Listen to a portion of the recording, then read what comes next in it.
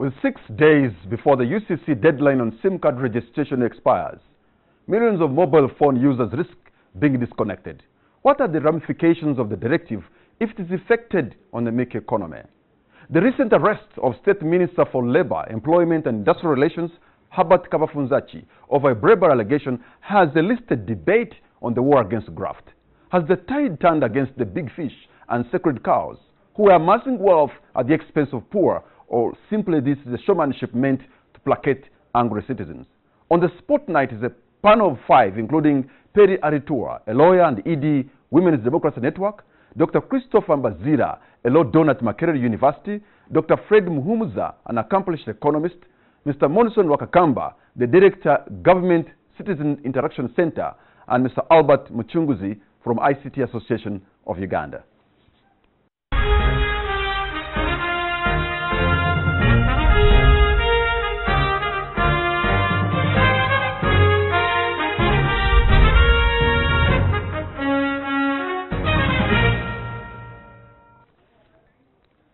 Gentlemen, welcome to the show. We'll be joined later by Perry Aritua in the next 15 minutes. But if I may begin with the mobile phone switch off, what could this mean for Uganda's economy? We have almost 100 billion that is transacted through mobile money daily. You switch off, that 100 billion, you sort of lock it up. What happens in that case? If I may begin with you, an economist, Dr. Fred Mvumza. I think that's the point, because now the mobile phone is no longer for communication as we knew it. It's now part of the banking system. It is part of the payment system. We all pay our yaka, umeme, and all those kind of things using these gadgets. So we need to look beyond just dealing with it as a communication gadget. It is deeply integrated in the economy, and we had credited UCC. They had done very well, because part of their mandate was to add value to this thing as we knew it initially, and the world has been advancing it. So apart from saying let's switch off whoever is not registered, we need to say what are the other implications. As you are saying, it's billions, but what are these billions doing? People are paying for medical treatment, people are paying fees, other people are paying for their water bills, people are paying for all sorts of transactions that are going on. Now you just freeze all of this in a show, and there is even now more cash. People are borrowing and doing their business on that mobile phone, and it's very efficient. You get your money for the low income poor people. So we need to look at the economic aspect and say, okay, this is no longer UCC business alone. There is the economy in here. So for your case, Morrison, what is the impact? What could be the impact really? I mean, I think we are starting from really far ahead in terms of it's going to fail. And from where I stand, I do believe that it is going to work, that people are going to be able to verify, their SIM cards, and that there are no people, or quite very few people, who may not comply. But I think, let's believe that over 99% by the set deadline, they will have registered. I think we should begin from that perspective.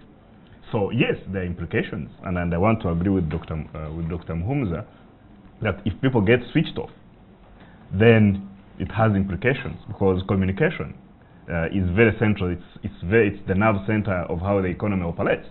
But like I mentioned, we believe that people are aware through a technologically driven communication, but also application. I think it is easy. You press star, 197 hash, and then it gives you prompts. If you have the ID, the national ID number, you just plug it in, and it tells you successful. Okay, Albert, and the other point, optimistic as Morrison? I'm not as optimistic as Morrison, unfortunately. And why is that? So first of all, I would wish that I would be more optimistic, but there is a sense within society right now that UCC has been implementing policy on a reactionary basis. And we've had it's just been more than 1 year since the last SIM registration related crisis, and in that short time, just over 1 year, we have another SIM registration crisis that even at 100% success rate could still leave out millions. By 100% success rate, I mean even if everybody who has a national ID went and verified their registration, it still wouldn't be equal to everyone who has a mobile phone. And these are the facts that we need to look at before we even get optimistic. The question is, why 7 days? Why wake up and all of a sudden we have 7 days, including 4 public holidays? Like, what is the rationale for that? And that's why, those are some of the reasons why I'm not as optimistic. And one last point is that even what they are calling verification isn't final verification. There's verification and there's validation. This is according to the document that UCC has sent to telecom operators. So verification would be if I could put in my ID number and the system would confirm that that is me and that is my number. But that can't happen unless the operators have access to the national ID registration database. So they don't have it now? They don't have it, and UCC has said they'll give access to the telecom operators by 31st of July, which means even if I do star 195 now, it can't be validated. But just a simple quip is that all these things are technologically driven. And once they are technological, it means that they are fast as just a click. And you have synchronization, you have systems linking, and off you go. It's not like, this is why this time you have not seen people lining up, you know, on the MTN center or Airtel center to say, let me verify. Because it is technologically driven, it's technology, so things are simple. That's not accurate if you say that people are not lining up, because we have photos, and I believe NTV is going to play them, of what is happening at the various service centers. Remember, if you ask on this panel how many of us have a national ID, I believe it won't be 100%, just on this panel, randomly selected Uganda. But also there is the other point of many people in the village can't even read a message. So when you say press star, what, there are people who they get a message, they say, come and read this for me. So when you say hash this, and they have mobile phones. So let's really establish. There is a contradiction. Giving our information to telecom companies, is that right? You know, this SIM card registration raises a number of issues broadly. The national ID's information to telecom companies. First of all, yes, we must start by understanding that there are legitimate reasons for SIM card registration. I think we all love to live in a peaceful environment. We know it has security implications, but it must be done, one, in a manner which complies with the law. Then secondly, it must be done in a manner that causes minimum inconvenience, meaning it has to be reasonable. As much as we jumped on the bandwagon of SIM card registration and all kinds of registration, financial intelligence and other things, in the case of Uganda, there was a very, very big mistake, in the sense that we started this process without having data protection laws. You know, you give your data, you give your photo, you give your residence, where you stay, you give so many things about you. Your biodata is gone. It's in the hands of a person who does not have any legal obligations to protect that data.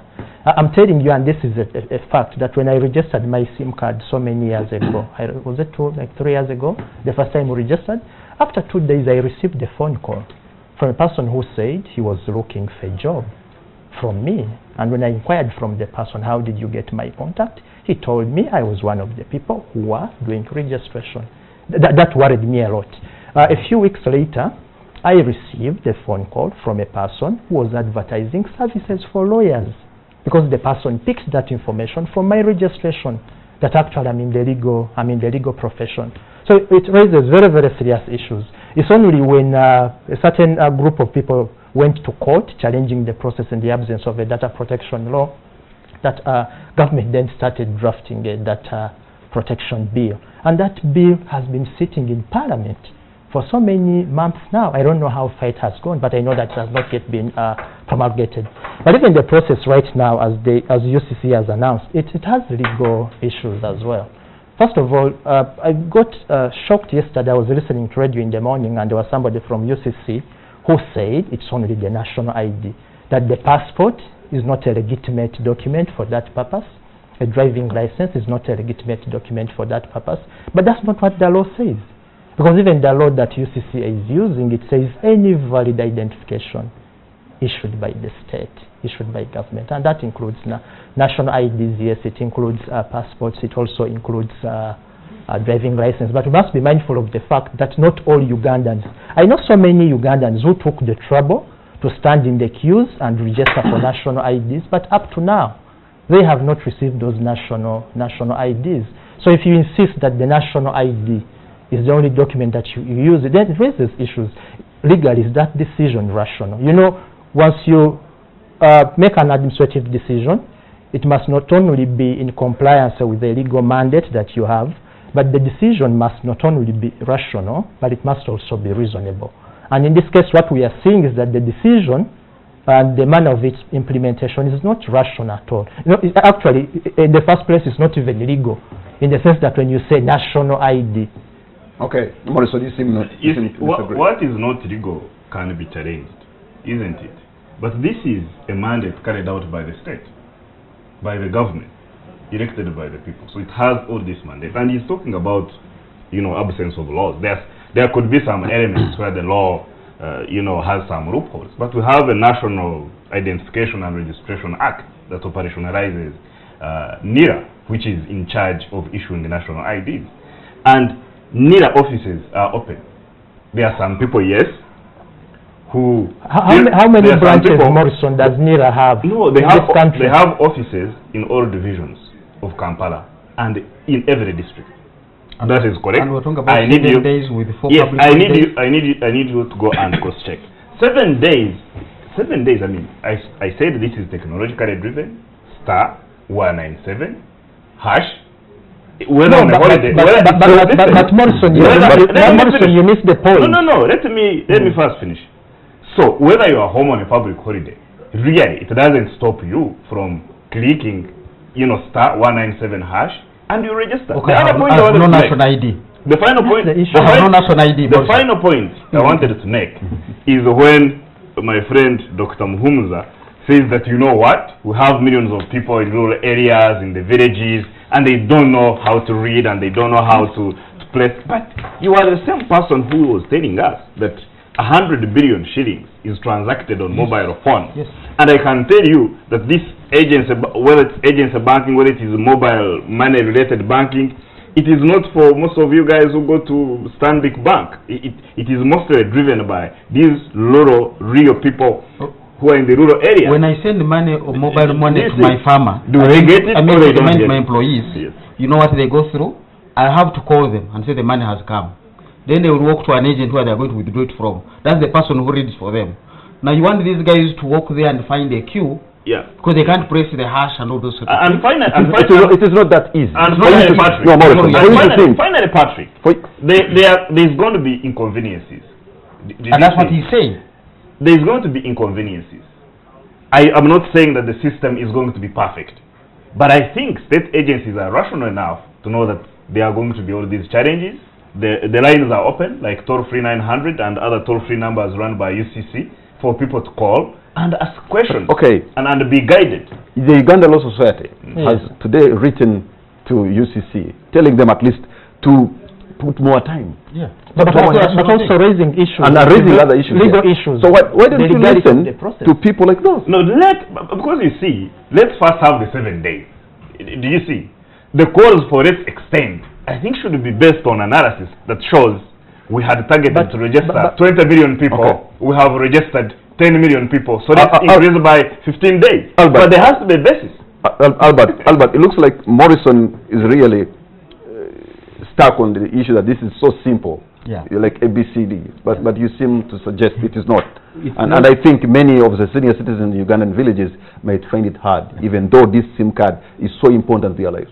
So it's not as simple as Morrison is putting it. And what bothers me is why even when government sees that this may not work, they say let's first put a deadline, then let it fail, then let's correct it. Because government is not pessimistic. What do you want? It's open. So why realistic? So why do you want to create a situation to set yourself up to fail, then so that you can be able to correct? UCC called telecom operators in a room without consulting key stakeholders, none apart from the media. It was operators and the media in the room, media really reporting, not contributing to the discussion, and they said, this is what we want you to do. Of course, UCC is the one giving them the license. It's not like the operators would have done anything about it. But let me just put it on record that from the ICT Association point of view, we are not against proper SIM card registration. It is something, national security is important to all of us. But what we urge the government to do is to do it properly. If you're going to create every 12 months, 13 months, create a crisis related to the same issue of SIM card registration, then certainly you are not planning properly. So one is, the deadline seems like a threat, like more like an empty threat. Register or we cut you off, or switch off your customers, or you lose your license. But it's not a really logical approach to solving the security problem, if I should actually extend it to that. So without the validation, this is according to UCC, without the validation process being enabled, it means even if 100% of everyone uses star 197 and checks their SIM card and does what you're calling verification happens, eventually if that data is matched upon the national ID data, we're still going to have mistakes, because imagine it's 13 characters for the national ID number. If you enter, actually 14. Oh, even more, 14. If you're typing 14 characters on a phone, most likely you're going to make a mistake. Either you will see the wrong figure or you press the wrong but then figure. it won't accept it. I've done it already. Star 197, you plug in your national ID number. If it is wrong, it tells you wrong number, they are 14. If you plug in 13, you do it again. No, and but if you put in a 7 instead of an 8 and they are 14? No, they won't accept it. So that means that the system is sort of synchronized. It's actually a clever and a smart system. So what's going it's a very intelligent system. You plug in. If you plug in a wrong number, it says that's not the number. What is going to happen by July 31st? What do you mean? When UCC says by July 31st we shall give operators access to the national ID database? I mean, the point is that it is synchronized. No. Because if you put in a wrong number. No. Because I have done it, I don't know whether you have registered. I can read for you the I think the computer which is receiving your registration is not NIRA. I think it's which means it cannot verify. So which means it cannot verify. It cannot validate. But what bothers me is the assumption that everybody has a national ID. National ID, yeah. That's that the most whoever does important not thing. have a national ID Should is not. at fault. Yes. That really bothers me. Secondly, I'm also bothered by the fact that other documents of legitimate identification are being ignored. That really bothers me. Yeah. It is here that NIRA will have the API in place for real-time validation on the national ID provided to by the telecommunication operators by 31st of July. And when they say real-time, I hope you know what it means. That's the 31st of July. What you're suggesting. This is what you're suggesting, and I'm saying it hasn't yet happened. 31st of July. This is 31st of July. And I wanted to really agree with Mbazira that there has to be flexibility. If all the identifications that are essentially issued by the state, by government, I mean, that is something that I think the system... And those are the issues we are raising. that the system must look at. Yeah, sure. And it's not like all this is written in stone and that there can't be revisions in order to make the system perfect for... But remember, the clock is counting. Okay, before we go to the break, very quickly, Dr. Muhumuza, the service sector provides the biggest chunk to our GDP. If you interrupt it, and if people don't register and you cut them off, can this economy handle it? You know, you get back into prehistoric era. Let's say the registration is actually good, because when you used to send money, then, and as we were saying, you put in a wrong number, people are losing their money going to other people's phones. Many people are not using mobile money to send because of that fear. The moment the registration began, and you could get a name of the other party, so people had that option that before you say send, is actually the name Morrison that has come. Then we saw a surge of people beginning to use the system. So we are all saying the registration is actually good. It's good for the economy. It satisfies, gives people confidence. I know whom I'm talking with. A fake number calls me. I can check out and say, who is this one that is calling me? I can report to police and it can be found out. It's giving us confidence. The only thing we are saying is, don't rush it. Recognize the law. Even if you are the state, please, the state should operate within the law, but also within the realities. You have so many people out there without a national ID. All right. We're going to take a break. When we come back, we'll be joined by Perry Aritur, and we'll be discussing graft in Uganda. Albert will be leaving us shortly, then Perry will be coming in. We'll be right back. Welcome back. You're watching On the Spot, and now I can tell you it's a really constituted panel, and it's no longer mano, because at the beginning only had men. We've been joined by Perry Aritur from the Women's Democracy Network. Okay, welcome to the show, and we're changing gears, looking to the issue of graft. If I may begin, because we'll hear the Minister of State has now has resigned, has stepped aside so that to allow investigations to continue. But he works for government. You should give us the details first. What details do you want? About the stepping down, stepping aside. I mean, because I think that's the normal thing to do. It's not the first thing. When we had ministers, you remember when there were, allegations related with oil bribery. There were 2 ministers who were asked to step aside until investigations, carried out and prosecution is finalized. So I think it is not strange that once you are, a suspect and your matter is sanctioned in court, I think it's only fair that you step aside from the office until that matter is sorted. Did he step aside? Was he suspended? Or? Either way, I mean, the point is that you can't be in office when you're being investigated. There is a possibility that you can use that office to tamper, with the process itself. So it's not new in this country. It's not strange, and I think that is how normal stuff should be run. Perry, there's an issue of sexual harassment against a lady, and it appears that that case has been swept under the carpet because of the issue of graft against the minister. So, how should Ugandans ensure that that case does not die? I think one is to keep it in the media, because once it's swept under the carpet and there's less attention to it, it will definitely die. I don't know whether the police has now received an official complaint, because the last I heard they were saying she had not made an official complaint. The Minister of Gender also said they had not had anything. But I think it's important that we set a precedent, because sexual harassment in public places has become almost like a norm.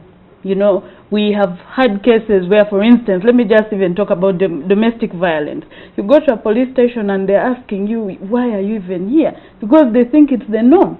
And that has been one of the biggest problems for people who suffer from sexual harassment, is that it's not taken seriously. Because one, it's looked at as a way of social control. And you see, that goes back to the context of our society, where women in the past were not in public spaces. So there are still men who look at women who come to a public space with contempt, because they think you should not be there. So they use it to control. They use it because they have power. And unfortunately, as a country, we then lose out on the potential that women bring into public service. So there are 2 issues. There's the issue of sexual harassment, there's the issue of graft. Yes. But Dr. Bazira, are we now finally seeing government trying to really fight graft like they say, this is Kisanja Hakuna Mchezo? Well, before commenting on graft, I want to comment on the issue of sexual harassment. It's unfortunate that we don't have penal provisions on sexual harassment, express penal provisions. Some countries have done it. You have laws on penal provisions on sexual harassment.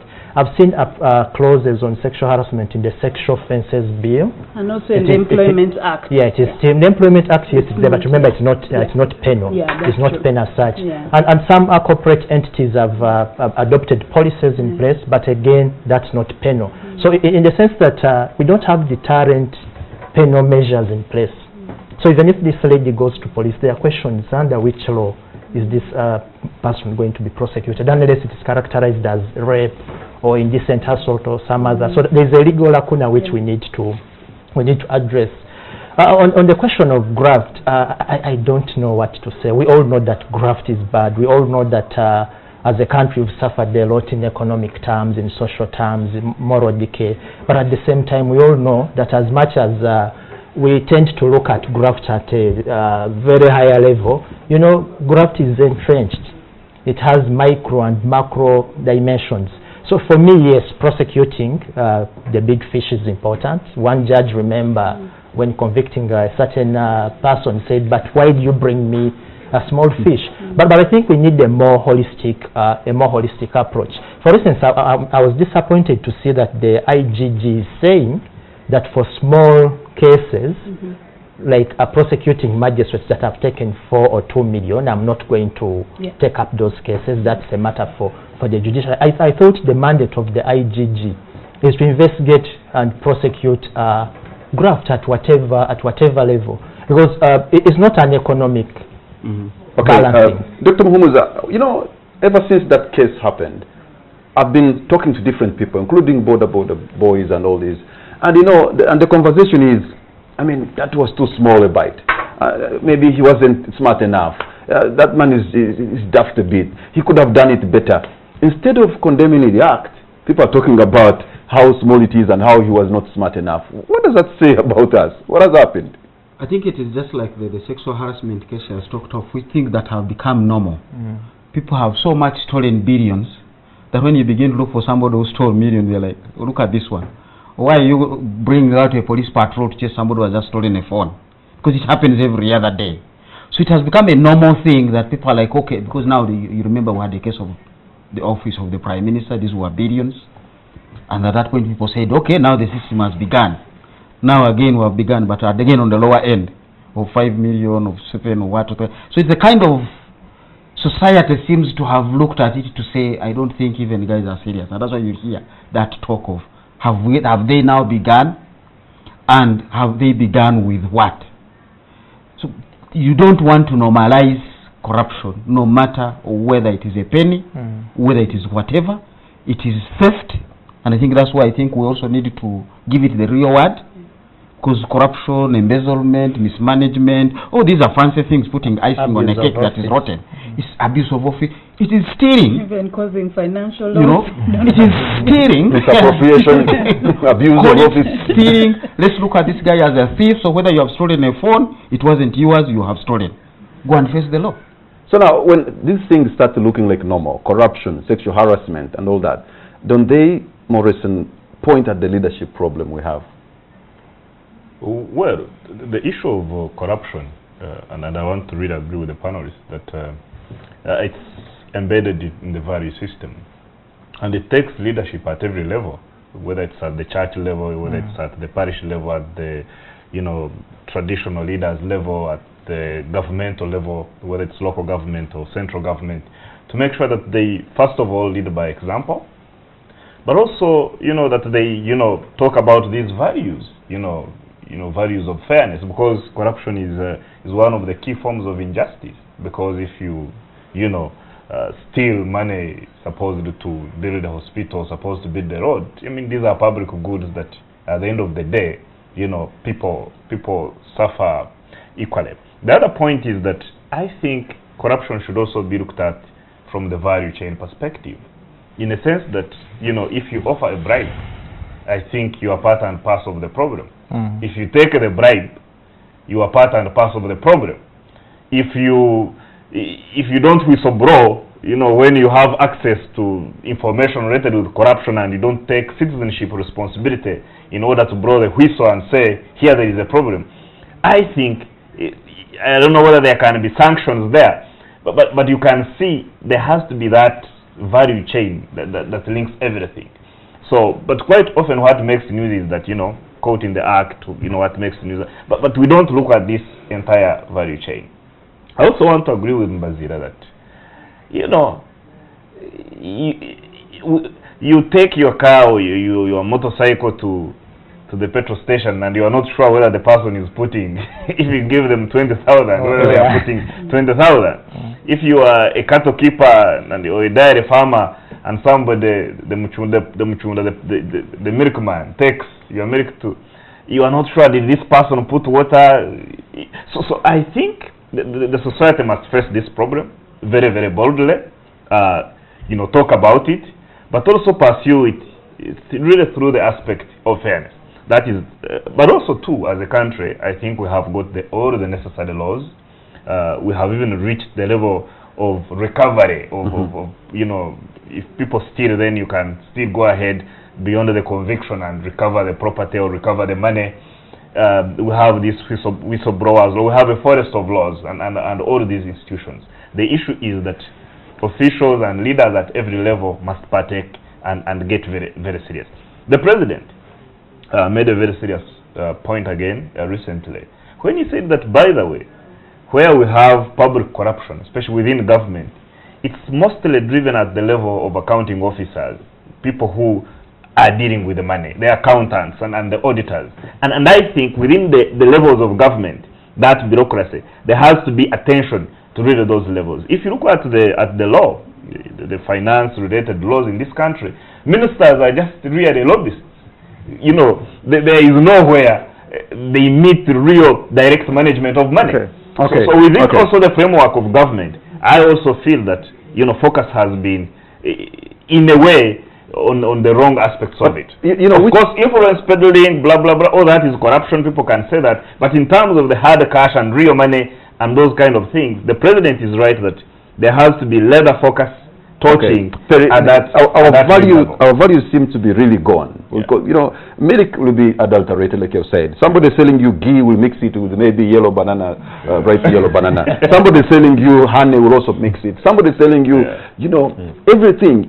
Some at the petrol station, you give 20,000, they put in 2,000. Even the fuel is not adulterated. So, I mean, how do you get out? We are into that cobweb of corruption that is all engulfing us. Yeah, you know, it's important to learn from countries which have tried and succeeded a bit. One country is Georgia. I think in Eastern Europe, when the gentleman was called Mikhail Saakashvili, when he became president, he had actually been a minister of justice in the government before he became president. For him, it was one of the, I think, the things he'll be remembered for. Like, he was high-handed. It became a political risk. Now, we have not reached that level, because if you look at the past, I think the president has been a bit complacent. The consistency has not been there. So people think, oh, this is just one thing and it will end.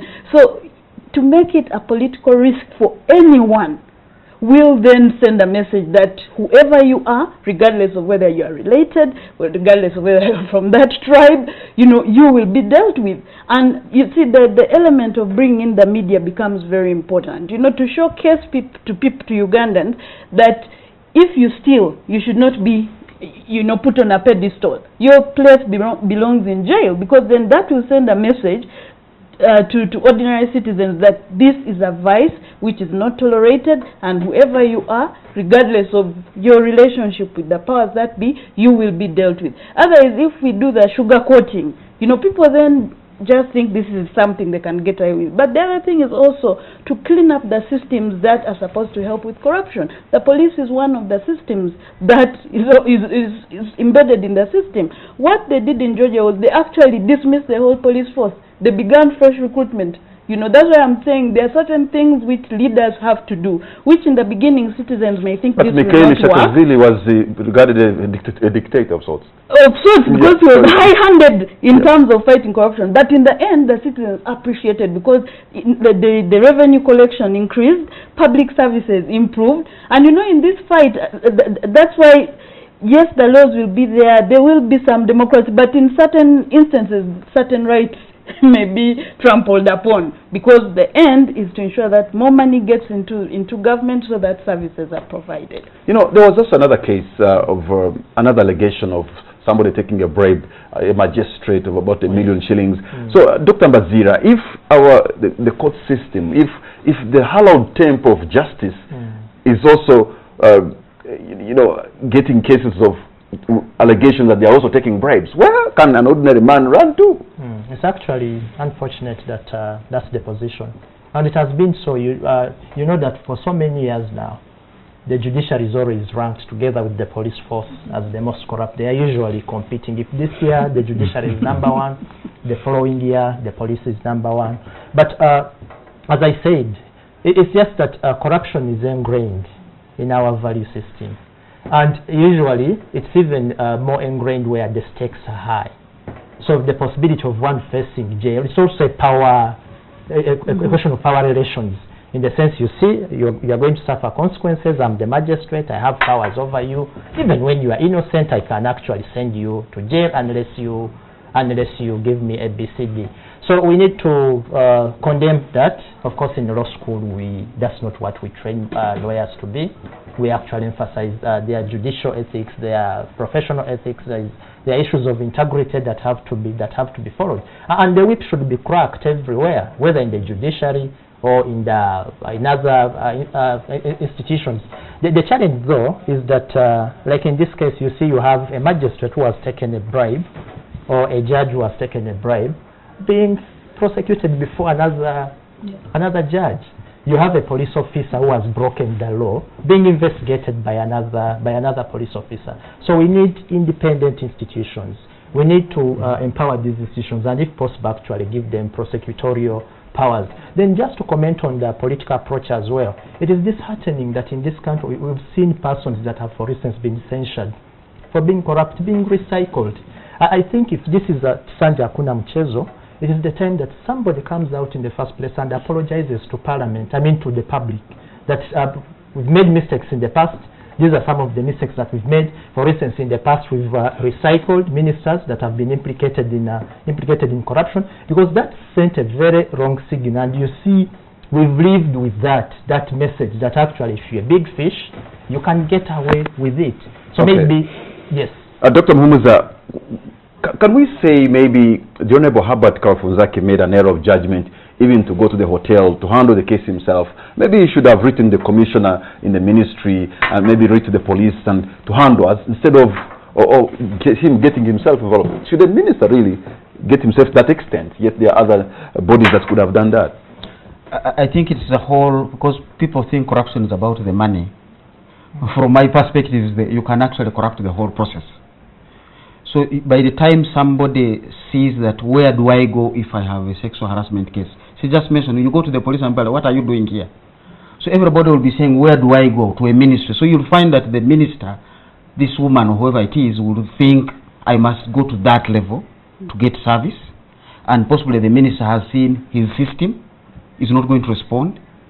So he definitely makes an error of judgment, because he should invoke the system. As the minister, he should sanction your systems. You can even let the commission write to the police to begin the investigation, and know that you don't get involved yourself, because you are at high level, you are at policy level.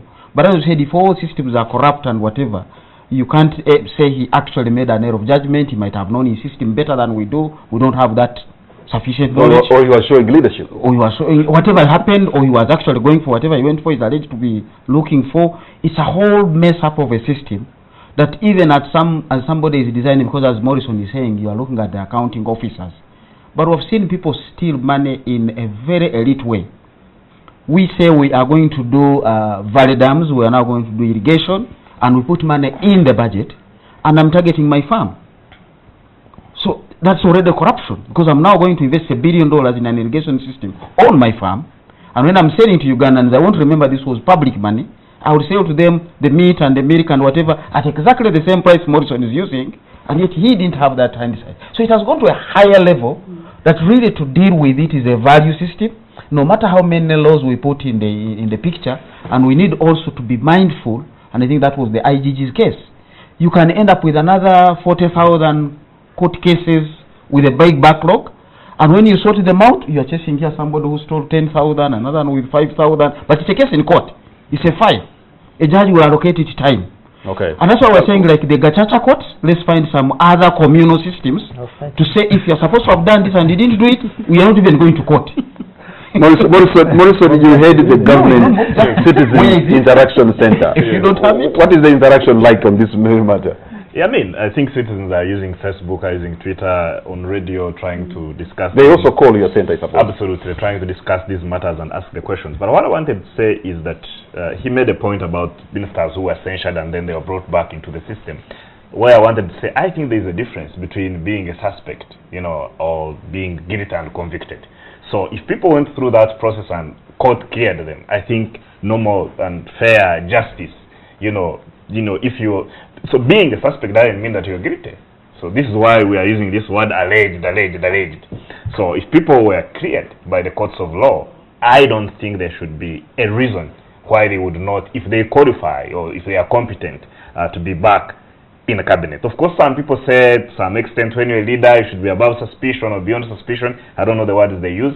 But if you have been cleared by courts, I don't see any problem. The other point I wanted to make is that I think government has been serious in the sense that even these corruption scandals, they have been exposed by government.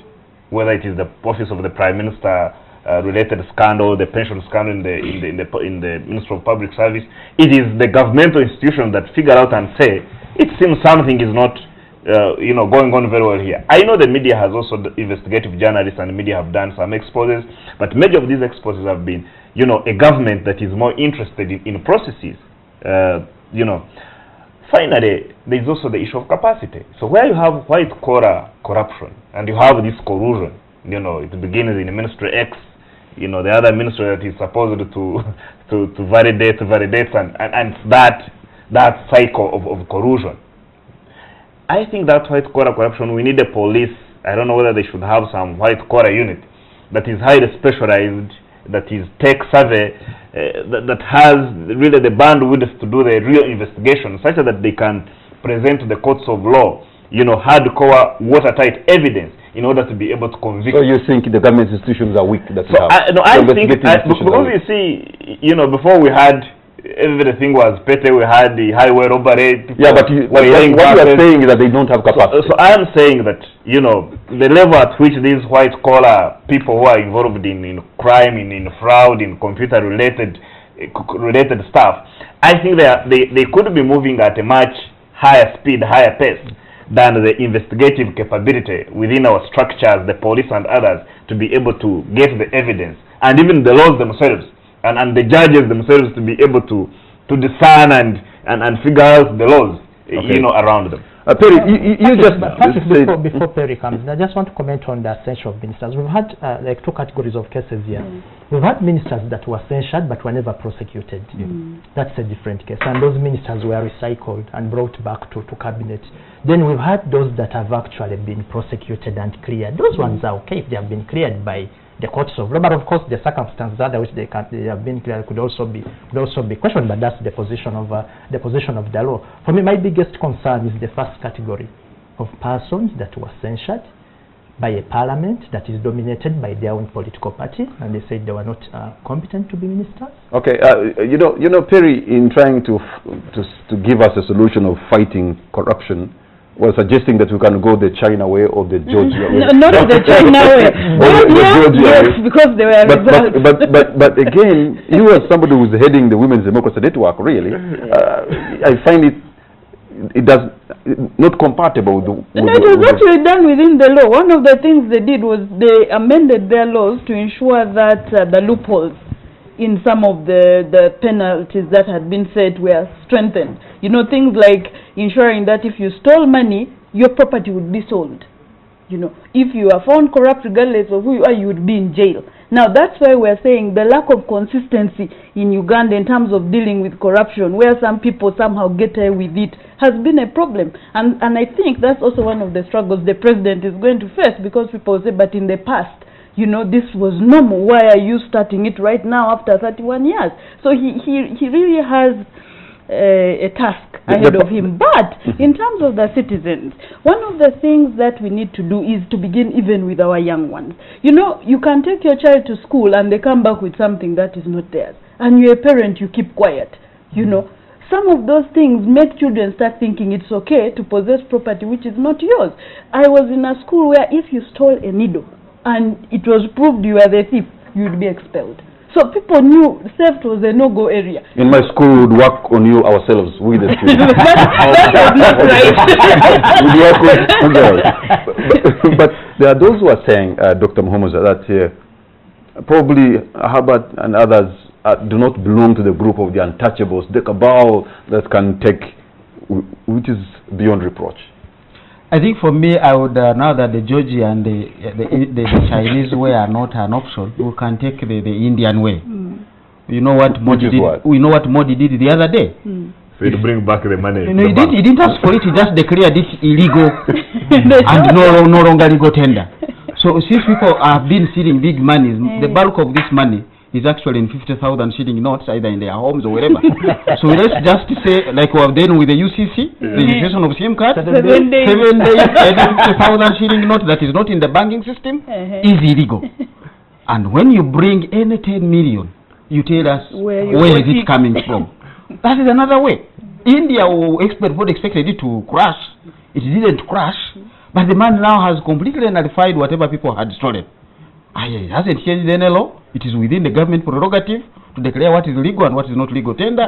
But the guys go. So that's another way you can take it. But as I've said, it's entrenched within the policy system that I can actually pass policy. And I agree with Morrison.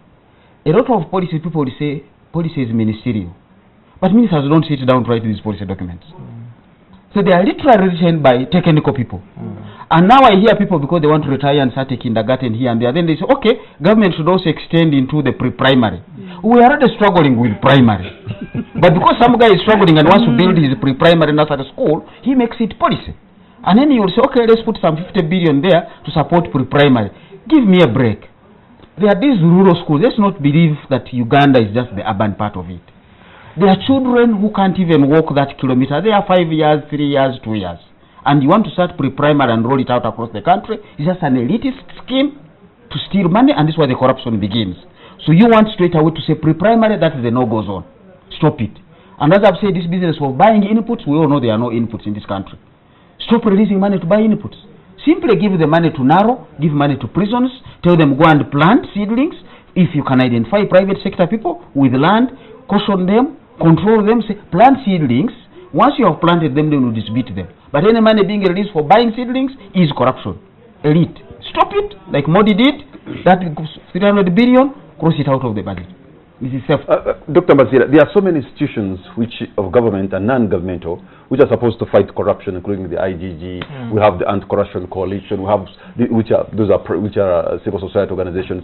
But they never seem to, you don't see the results. Perry said first sack the entire police and recruit it. And you said Georgia is not an option. If you read the reports that these institutions release every year, there is one consistent complaint: underfunding, capacity challenges, human resource, financial and other resources. That is consistent across the board. There is this concept of institutional decay, which we see not only in logistical terms, but also in terms of the capacity, even technical capacity to do certain things. So if we think that fighting corruption is important, I think we need to invest in all these institutions that are mandated to fight corruption, including the police. In the case of the police, for instance, we see an imbalance. If you look at the police budget, the bulk of the budget goes to anti-riot. That's where the bulk of the budget goes. I've had personal experiences, and you can try it out, Kamara, when you leave the studio. Call the police and say, I have robbers at my gate. The police will show up after 3 hours. But call the police and say, there are 5 people here starting a demonstration. I assure you, within 20 minutes or less, you will have 5 patrol cars surrounding that place.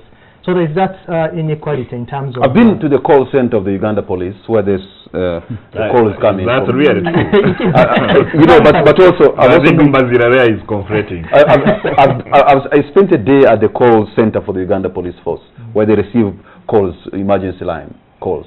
And 90% or 96% of those calls are hoax, really. You should also understand them. They call to disturb them. They call saying all sorts of things. There's one person, because I wanted to experience, one person called and was saying he was lost. And was like, okay, where are you lost?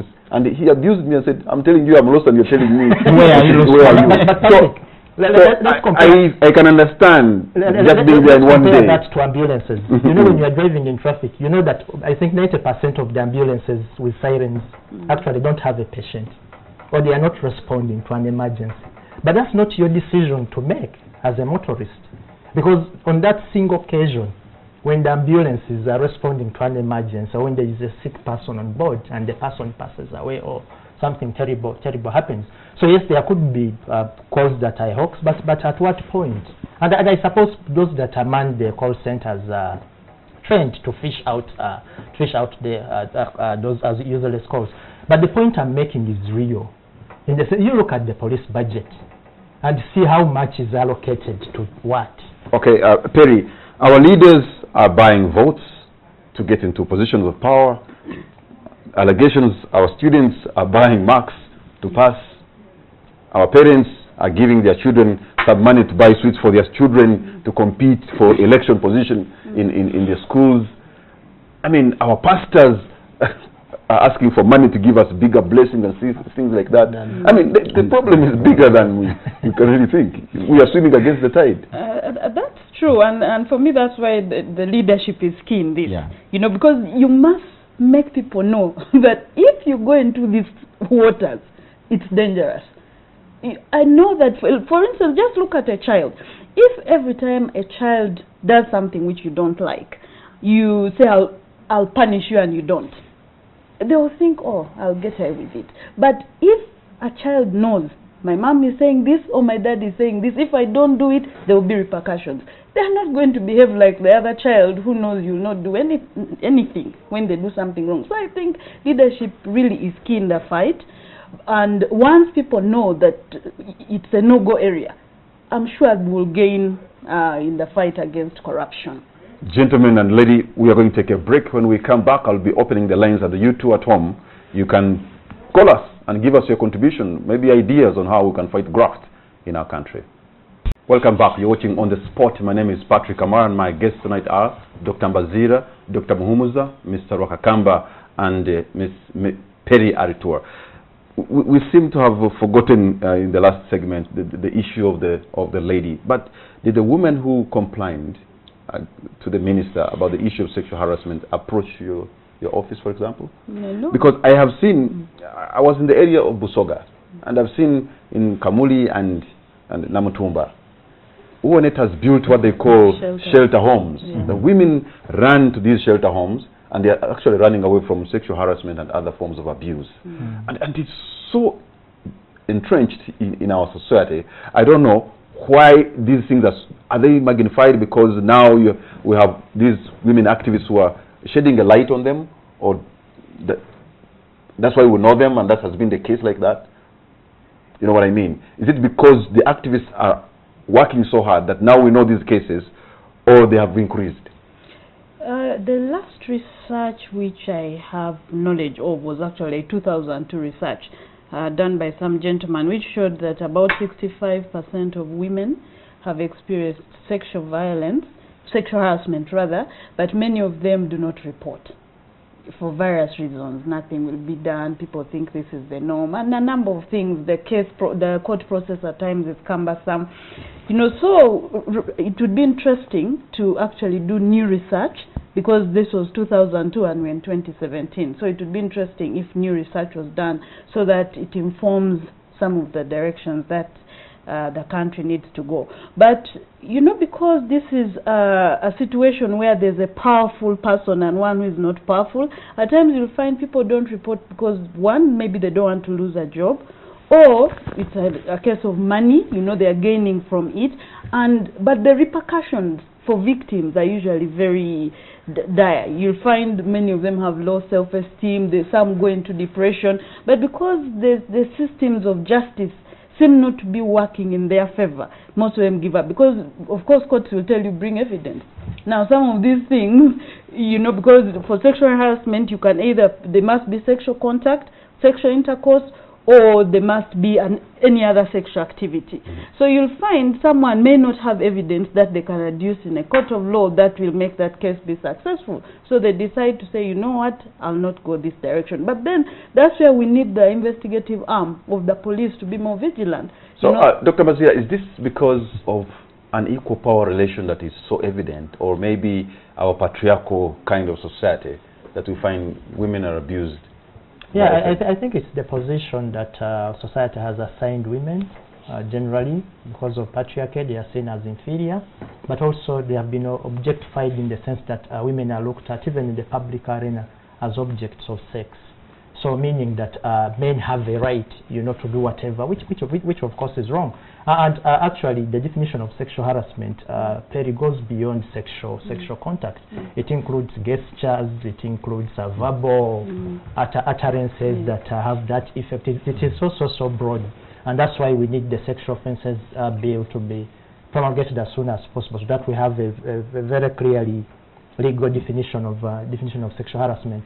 But it's also because patriarchy is entrenched in all the systems. At the police station, there is patriarchy. The police officers themselves that are supposed to prosecute this don't see this as a problem.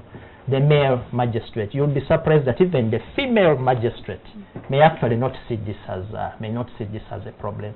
Perry here should be having data on the extent of implementation of the Domestic Violence Act, one of the best pieces of legislation that we've passed in the recent, but it has not been implemented. But if a woman was to report a case of sexual violence, for example, rape, what they go through, you know, exactly, is traumatizing, you know, to prove that. Which I think was Perry's case, that as he's defining it, it goes beyond. But how are you going to say this guy has been gesturing at me every day? You know, where is the evidence that you're going to take? The other point, I think, is also building the agency for women, for young girls, you know, when they are growing up in these homes, especially for parents, to really treat, you know, boys and girls, you know, equally, and give these girls really the confidence, you know, to confront and have the guards and know how to deal with the micro iniquities, both those that are overt and those that are covert, and be able to really really confront them. I mean, you know, when you raise girls and, you know, you send boys to school, you don't send girls to school. When you're dividing property, you give boys, you don't give girls. And I think evidence is beginning to show that women really do just whatever a man can do, you know, a woman can do. And sometimes women even excel more, because I think they have some embedded, you know, discipline and around their sexuality that allows them to even perform much better. So I think parents, you know, who are watching us today, you know, who are raising girls in homes, you know, you solve a problem 60% by raising these young girls to be formidable, to have the confidence, to have the knowledge, to have the information, and to know how to education. Just one thing for me. In fact, I would even emphasize more on the boys. You know, to learn to respect women, and that begins from when they are children. How do you treat your sister? You know, how do you treat your mom? You know, there are just things which are not acceptable, because there are a number of disciplined young men who have turned out to be fathers and are doing an amazing job. But it tells you about parenting. You know, most times you'll find people, even when you walk on the street, people whistling, you know, they are touching women, and you keep wondering, which homes do they come from? But this is our society, and things need to be done differently, because it has repercussions. This child whom you have raised up thinking it's okay, you know, to gesture at a woman, to, you know, molest a woman, may end up in jail, or they may end up contracting a disease. So there are serious implications, but because due attention has not been given to the vice, it has gone unabated. A Ghanaian scholar one time said that you educate man, you'll have educated an individual, but educate a woman, you'll have educated a nation. Because I think the impact of a woman who's educated goes beyond just one home, one person. It goes across. But let me open the line so that we can have people contribute to this discussion. Tell us what you think about the graft, but also the sexual harassment case. And earlier, maybe if you followed us from the beginning, the SIM card registration deadline. Yes, I have a call online. Hello. Hello. Good evening, sir. What's your name and where are you calling from? Good evening, Patrick, Tamara, and all the family that studios, most of the voice, Yes. I'm calling you to reach at the MRO. Now, Mr. Kamara, plus the family, we should believe at once that corruption cannot get out of Uganda. And why is that? Unless the dictatorship of Museveni is uprooted. The moment Museveni stays in power, it's the moment we are going to have corruption scandals. Do you see all these Honorable Mr. Kababuzaki being arrested and some other people? That's the PR stance. I mean, those are PR stance. I mean, the regime was overwhelmed, and they are starting to create PR stance. Kabafuzachi's story is the PR stance created by the dictatorship. I mean, to kind of prove to the people, to show to the world that we are now fighting corruption. Mr. Biemaru, you are suggesting, you're saying that all that happened before cameras and that kind of, you know, what we saw was all public relations? Exactly, I mean, how does Aya report to the president? How can Aya be having a direct link to the president? Yet ministers can spend months without talking to the president. I mean, they have to get permission to see the president. But an investor from China or somewhere has direct access to the president. Then the minister is going to be arrested, and all cameras are being, were arranged. All the media was put in place.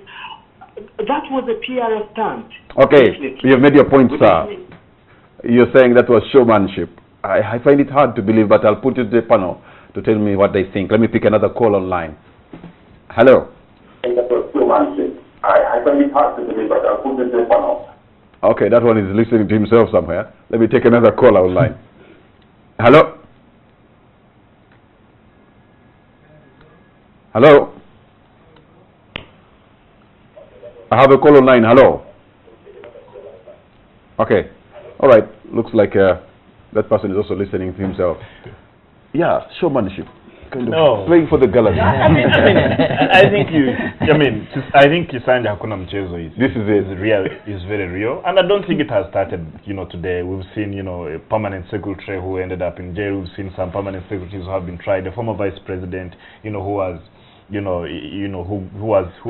was in jail. And I think really corruption is in this country, like we have all agreed on this table, is essentially democratic. It is in all institutions. You remember a former, I don't know whether he's still an MP, called Honorable Yokas Bahande, was a member of FDC, who pleaded guilty to bribe and was, so... Was that money returned? But what I'm trying to say is that you cannot say it's because of NRM or it's because of President Museveni. We have embedded problems. Leadership, yes, has a responsibility, and I think when leadership takes action, incrementally or geometrically or otherwise, I think as citizens we should support the leadership at all levels to make sure that this evil, we continue to root it, because the fight against corruption is really a work in progress, and we have to keep trying at every step of the way. Okay, let me try to pick another call online, and we'll get to know what Ugandans are saying on this issue tonight. I pick a call online. Hello. Hello. Hello.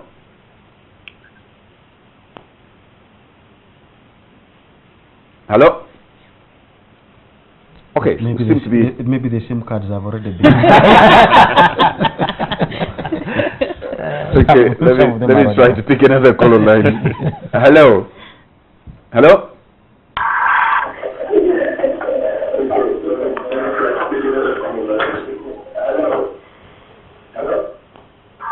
Okay. There seems to be a technical problem now. Yeah. That delay is just too much. I see two things to this, and I've read part of the PhD by my friend Peter Simwe, where he quotes something that leadership is everything, the rest are symptoms. And I think we seem to be agreeing here that is a leadership issue, and I think that's why people are missing it. They may be implying the leadership, but they put the name President Museveni there. But it has to be leadership at all levels.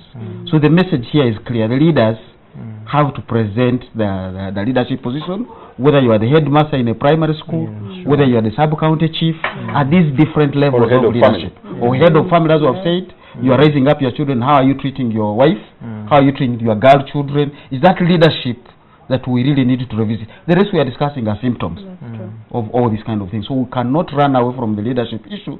The buck stops with who, at whatever level. So we may not put names of some seven here, Rwakakamba here, at wherever you are. I see people, leaders, taking wrong decisions on the road. Should we also be trying to teach sort of values as part of maybe a subject at a primary level? Because I'm told in some schools, like in South Korea and in Japan, they emphasize values up to the age of 10. It's ideology, it's patriotism, but I think the bigger aspect is really the practice, learning by example, seeing how their parents behave, how their colleagues behave. Values then get entrenched, through practice. But also the laws, the deterrents are also important. That you have to make it politically, economically, and socially risky, for people. I mean, imagine if the society had societal sanctions that if you steal or if you are corrupt and you're guilty, and the society won't allow you back. That would be a very important deterrent. But once you corrupt, you go and you get a front seat, in the pew, the front pew in the church, and you even build the church. Then the society is compressed. It's compressed in all those aspects. So we have to look at it again much more broadly. Okay, I have a call online. Hello.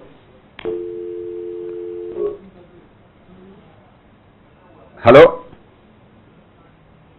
I think I'm not going to take calls in this segment anymore because of the technical issues that seem to be getting.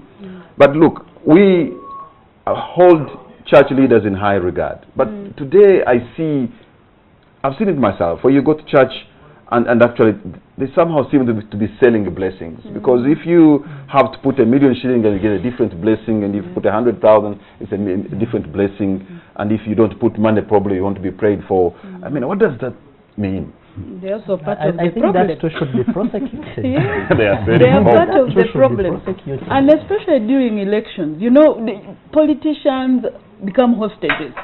They are telling you have to build, I don't know, contribute to the church building. They have, I don't know what activity, you know. So politicians start, and that actually promotes corruption, because the politician needs to make sure he or she remains in the good books of the religious leader, because remember, some of them have influence in terms of whether you'll get elected, you know. So we must also be asking, are they part of the people who are influencing the growth of corruption? And in my opinion, they have some responsibility. So have we all fallen short of the glory? I've been discussing with my friends after Amicus Curie, friends of God. We are saying we also need to come up with an economic friendship to government, or whichever way, because for me this is an economic crime. It is only taxes where we say there is no quid pro quo. You pay and you don't exactly get the service from government. It will come in another way. So if this pastor is saying put money here and you will pray for you and you will get a blessing, he must define the characteristics of this blessing. What service am I buying? Is it a tablet? Is it a medical consultation? Because what if I go and I'm not healed? I expected a passport for a visa from Trump, The eternal thing. and I don't get. I don't refund. No, because You're the previous ones used to relate it to heaven, but these ones are relating them to tangible things. How many of you want to go to America? Come and I pray for you, get visas. So when I don't get the visa, what happens? Sick to go to church, and somebody says a visa to go to America. and you get all the rights. And you put $1 million there to be prayed for to get a visa. And then you go there, the interviewer person in America says, who are you, which address, where are you going, and you lose it. Shouldn't I come back to this pastor sure and there be some crime? I'll tell you, increase your faith. Your faith is low. Exactly. And people have no idea that it's not all rose in But America. the leadership, as I've said, the leadership in that church, the leadership everywhere, there was a time, as you're saying, previously how church leaders were raised up. You don't just become a father in the Catholic Church, for example. You don't just become a bishop. There are systems.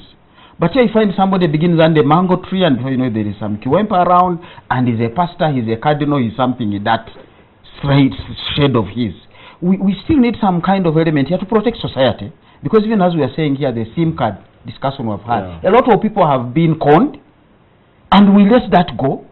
So I would love to see that after all this legislation, even the one that has taken place, that people can report somewhere and we can track these individuals and throw them in jail. The number plate issue that has come up, where you send money to a phone and you go to a police and say this has been happening.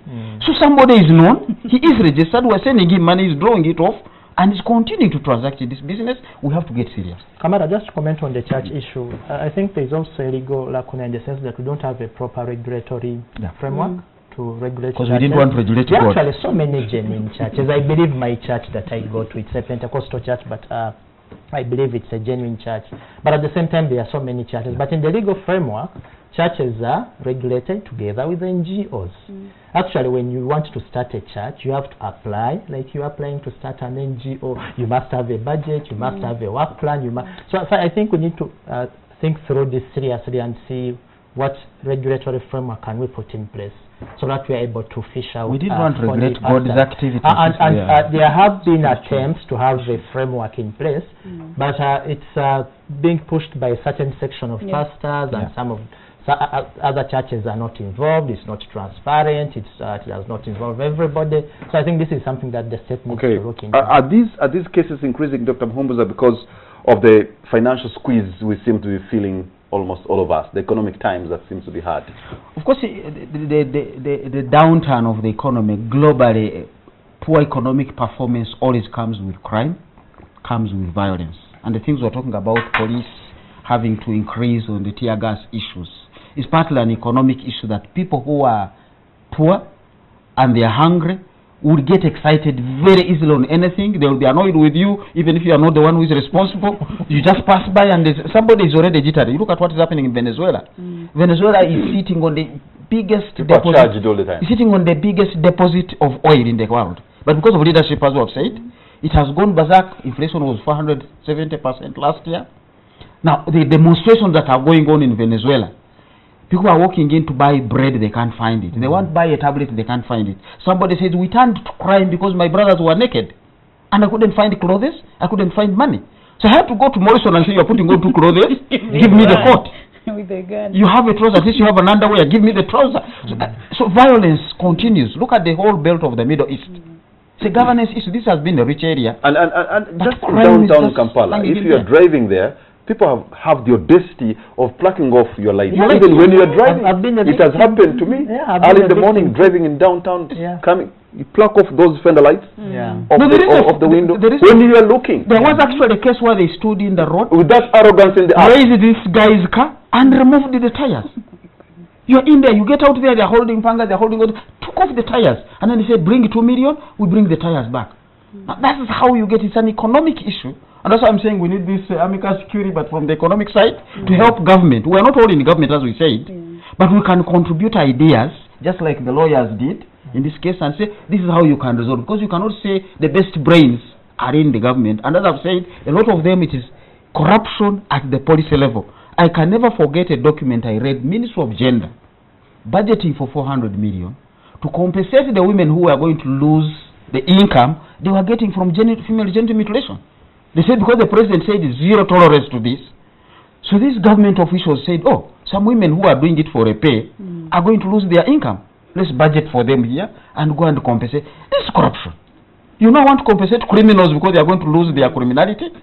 So unless you deal with those, so we are saying some brains are outside government, but how can we find avenues of helping government to deal with the economics? And the economy is going further and further, and we're going to see more of these issues. Yes, Morrison. No, I think government has been quite open in terms of taking in ideas from experts, and Dr. Mhumza, as a former advisor of the Minister of Finance, knows that. Like ideas that led to flagship for roads and infrastructure were never initiated within government. It was initiated from think tanks like Accord and others that came and said, now let's really do this. So I think this government is essentially very open, and you know, they take ideas from think tanks. But I also want to agree with you that once you have economic squeeze, it has implications, for crime. But also at the end of the day, again, it goes back to that leadership at every level. If you're a leader in sector market, how do you mobilize people to really work and to really be creative?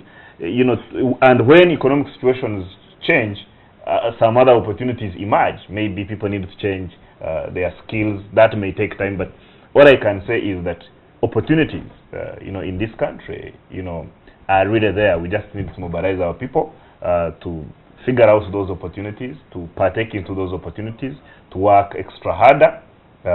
Because I can tell you, Patrick Kamara, between me and you, that yes, our people work hard in this country, but we've been to countries where people really work hard.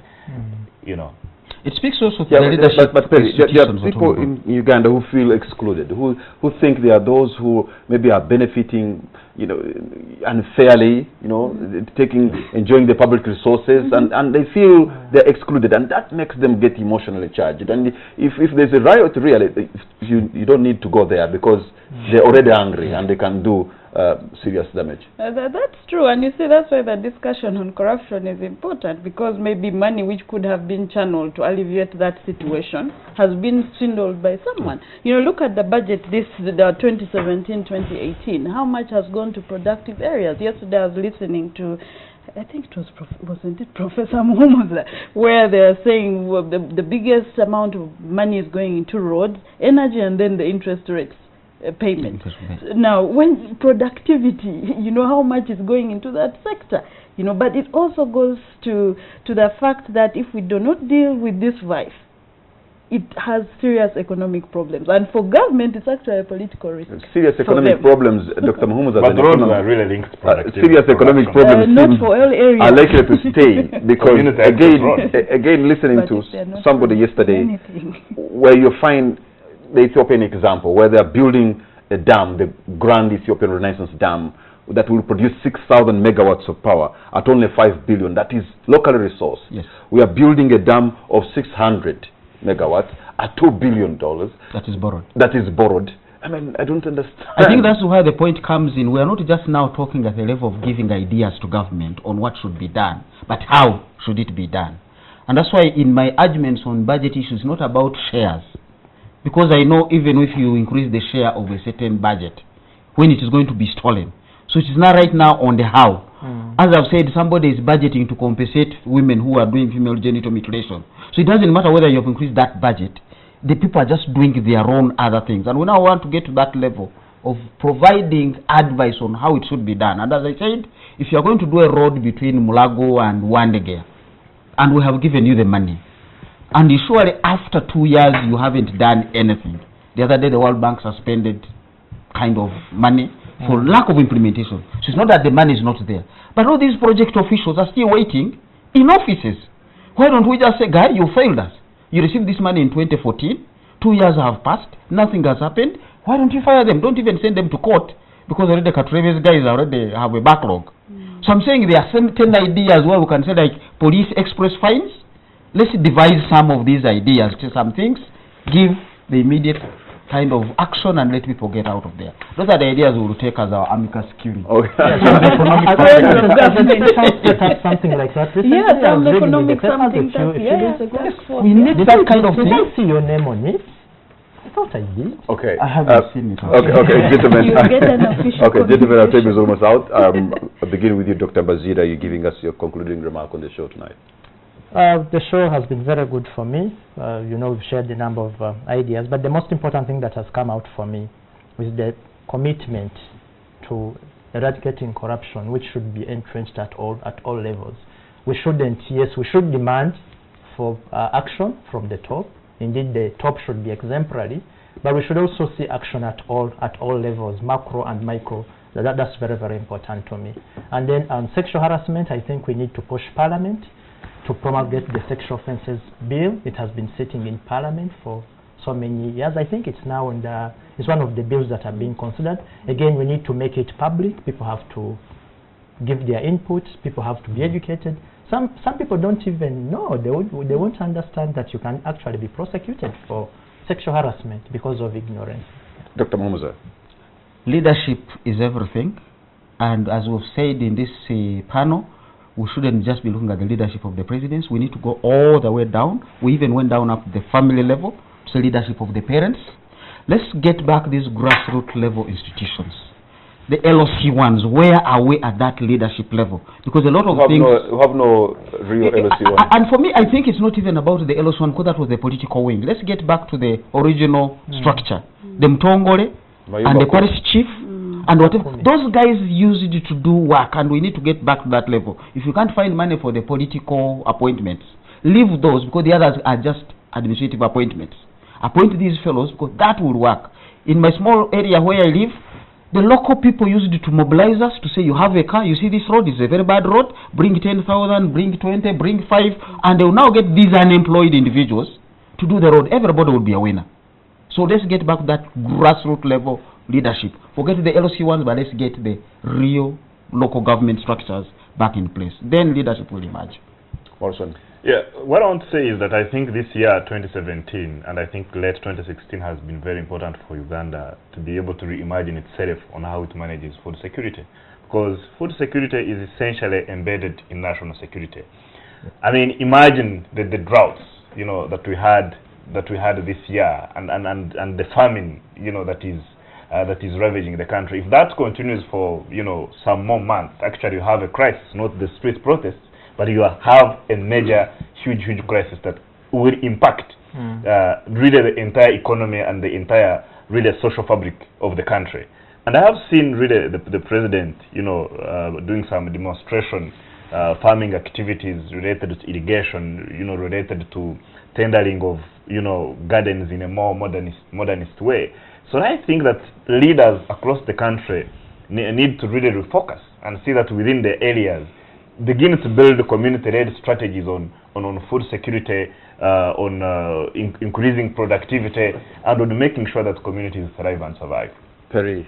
I'll start with sexual harassment. I think it's important that we change our attitude towards women and girls, because we are here to stay. We're not going anywhere. let's always think about these women as our sisters, our daughters. What would we like? You know, how would we react if they were facing the same obstacles that some of our sisters continue to face?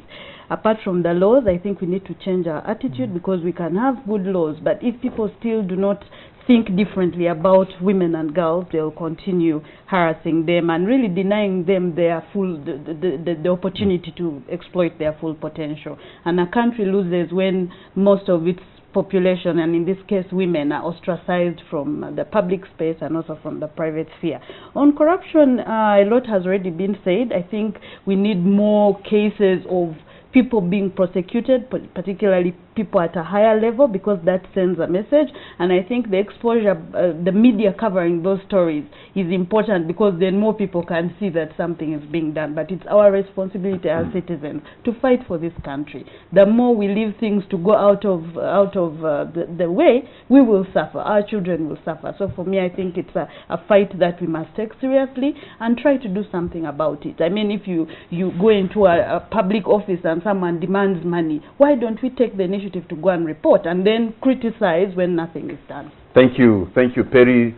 Thank you, gentlemen. We appreciate your insights, and you've had them. I think let us, as Ugandans, look into the mirror, and the image we see, if it scares us, then we should change and do something else. This is our country. We have an option to develop it and an option to destroy it. But how I wish if we chose an option to develop our country. Good night and God bless Uganda.